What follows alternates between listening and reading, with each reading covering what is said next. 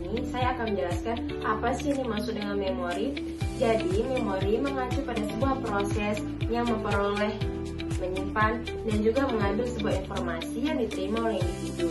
Memori juga diartikan sebagai kemampuan untuk menghidupkan kembali pengalaman memori sensorik pada masa lalu. Memori juga bisa disebut dengan daya ingat yang merupakan unsur perkembangan kognitif yang memuat seluruh situasi yang ada di dalamnya, menyimpan informasi yang diterima oleh individu sepanjang waktu. Jadi secara singkat, memori adalah proses yang mencakup 3 tahap. Tahap yang pertama adalah tahap perekaman atau encoding. Jadi di tahap ini pencatatan informasi melalui indera penerimaan dan saraf internal. Terus yang kedua ada penyimpanan atau storage.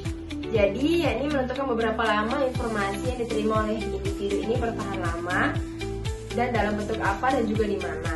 Yang ketiga yaitu ada pemanggilan kembali atau menghidupkan kembali dengan nama lain retrieval, yakni proses menggunakan informasi yang sudah disimpan. Dan selanjutnya ada beberapa macam memori.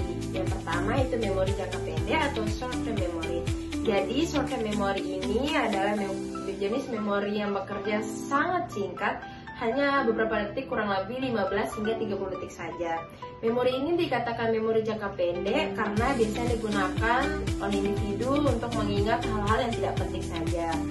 Contohnya seperti nomor telepon, plat nomor kendaraan, dan lain-lain. Kedua ada memori sensor atau sensory memory. Jadi memori sensor ini adalah penyimpanan informasi yang melalui jalur saraf-saraf sensori yang berlangsung dalam waktu yang cukup pendek.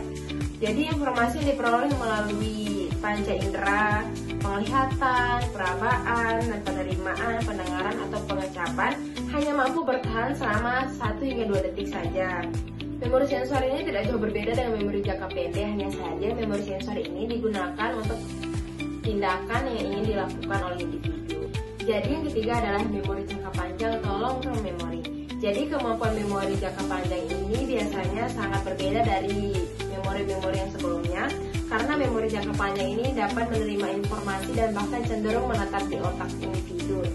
Kemampuan kerja memori jenis ini menurut Sugihartono yaitu dipengaruhi oleh beberapa faktor. Faktor yang pertama ada informasi yang berhubungan dengan keselamatan hidup.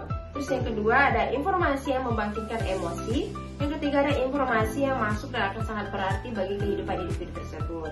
Jadi yang selanjutnya ada jenis-jenis memori. Jadi yang pertama itu pengingat atau recall. Jadi pengingat ini adalah proses aktif untuk menghasilkan kembali fakta dan informasi secara verbatim atau kata demi kata tanpa petunjuk yang jelas. Jadi yang kedua ini ada pengenalan atau recognition, yang dimana individu agak sukar untuk mengingat kembali fakta yang telah dia terima. Dan dia lebih mudah mengenalnya kembali jika ditanyakan tentang hal-hal yang berkaitan. Yang ketiga ada belajar lagi atau relearning. Jadi menguasai kembali pelajaran yang sudah diperoleh juga termasuk bagian dari memori.